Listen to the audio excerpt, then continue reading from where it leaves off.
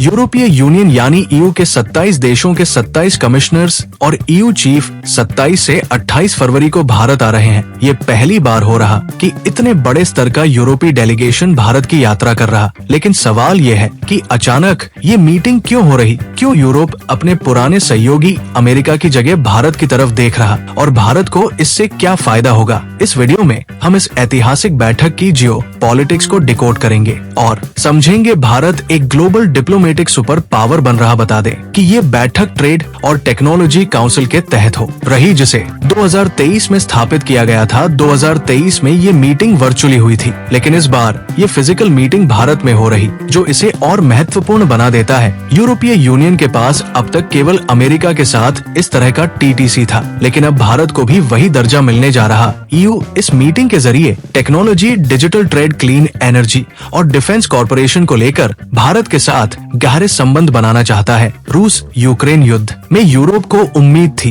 कि अमेरिका उसका पूरा समर्थन करेगा, लेकिन अमेरिका ने कई मामलों में दूरी बना ली है। हाल ही में अमेरिका ने रूस के साथ एक नेगोशिएशन किया, लेकिन ईयू को उसमें शामिल तक नहीं किया। इस घटना के बाद यूरोप को समझ में आ गया कि उसे अपनी विदेश नीति को अमेरिका केंद्रित नहीं रखना चाहिए। ईयू का सबसे बड़ा ट्रेडिंग पार्टनर चीन है, लेकिन अब यूरोप को लग रहा कि चीन उसकी अर्थव्यवस्था और राजनीतिक स्थिरता के लिए खतरा बन रहा। चीन की बेल्ट एंड रोड इनिशिएटिव यानी वीआरआई के तहत उसने कई यूरोपीय देशों को कर्ज के जाल में फंसा दिया। चीन यूरोपीय यूनियन को तोड़ने की कोशिश कर रहा, जैसा कि 2022 में देखा गया था, जब चीन ने 16 फॉरमेट के तहत ईयू के कई देशों को अपनी ओर करने की कोशिश की। कोविड और रूस यूक्रेन युद्ध के कारण यूरोप की अर्थव्यवस्था बुरी तरह से प्रभावित हुई। एपी की एक रिपोर्ट के अनुसार 2023 में यूरोप की आर्थिक ग्रोथ शून्य रही। इस आर्थिक संकट से उभरने के लिए यूरोप को एक नया और भरोसेमंद व्यापारिक साझेदार चाहिए, और भारत इस भूमिका में फिट बैठता है। साल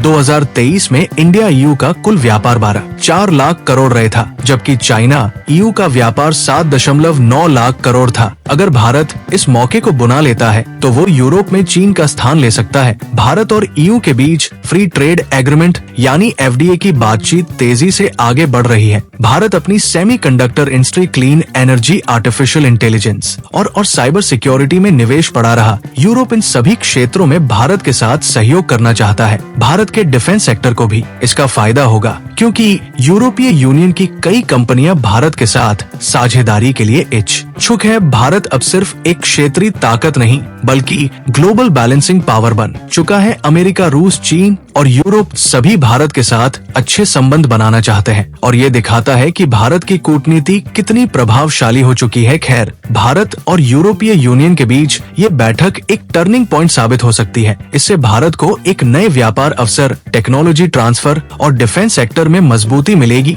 यूरोप को चीन और अमेरिका की निर्भरता से बाहर निकलने का मौका मिलेगा, और सबसे बड़ी बात, ये भारत को एक ग्लोबल सुपर पावर बनने की दिशा में और आगे बढ़ाएगा। आपका क्या कुछ कहना है? जिस तरह से ये रिपोर्ट सामने आई है, उसे लेकर कमेंट कर जरूर बताएं।